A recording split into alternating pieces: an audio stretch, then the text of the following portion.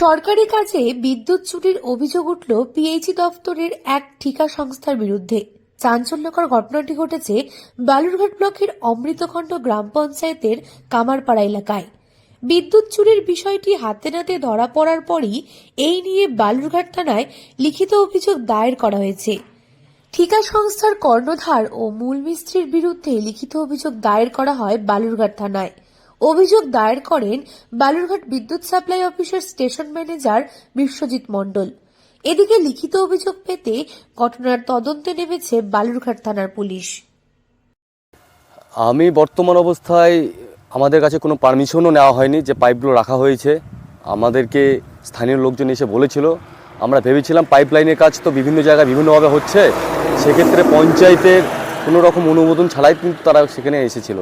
আমরা জাস্ট মাত্র যাতে আসতে যা দেখি যে আমরা ওখানে পাইপ ফেলেছে, মোটামুটি মাসখানেক হলো সেই পাইপগুলো ওখানে রাখা আছে। তারা কিভাবে কেমন করে কালেকশন করছে কি করছে পঞ্চায়েত কিন্তু একেবারেই অজ্ঞ।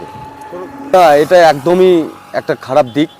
সরকারি যতই কাজ হোক আমাদের বিদ্যুৎ দপ্তরকে অবশ্যই জানানো উচিত ছিল। আমি বলবো, যেহেতু পঞ্চায়েত এলাকায় হচ্ছে কাজ, আমাকেও একবার ইনফরমেশন করা উচিত ছিল যে আমরা এখানে পাইপগুলো রাখছি বা এখানে এই সব কাজগুলো করছি। জানা গেছে বালুরঘাট ব্লকের অমৃতখণ্ড গ্রাম পঞ্চায়েত এলাকায় জল জীবন প্রকল্পের কাজ করার জন্য পাইপলাইনের কাজ চলছে। এর জন্য কামারপাড়া হাসপাতাল মাঠে ঠিকা সংস্থার তরফে টেন্ট করা হয়েছে এবং মাঠ জুড়ে পাইপও রাখা হয়েছে। অভিযোগ, গত 1 মাস ধরে অস্থায়ী টেন্টে বিদ্যুৎ চুরি করে চালানো হচ্ছিল। চুরি করা বিদ্যুৎ নিয়ে নানা ধরনের কাজ করা হতো। এর ফলে সরকারি রাজস্বের ক্ষতি হচ্ছিল। এখানে একটা ইলেকট্রিসিটি আপনার ইলিগাল ভাবে ইউজ করছিল। আপনার জল জীবন প্রকল্পে যে কাজ চলছিল সেই প্রকল্পের কাজে ওই ভেন্ডার আপনার মিস্ত্রি যারা থাকে তারা ইলেকট্রিসিটি ইলিগাল ভাবে ইউজ করছিল। তার এগেনস্টে আমরা একটা কমপ্লেন লজ করলাম। প্রজেক্টটা সরকারি প্রজেক্ট, কিন্তু ভেন্ডার তো ধরুন ওটা তো আমাদের কাছে কানেকশন নিতে পারতো না, নিয়ে ইলিগাল ভাবে ইলেকট্রিসিটি ইউজ করবে। কার ভেন্ডার কন্ট্রাক্টর তার নামে, মিস্ত্রির নামে।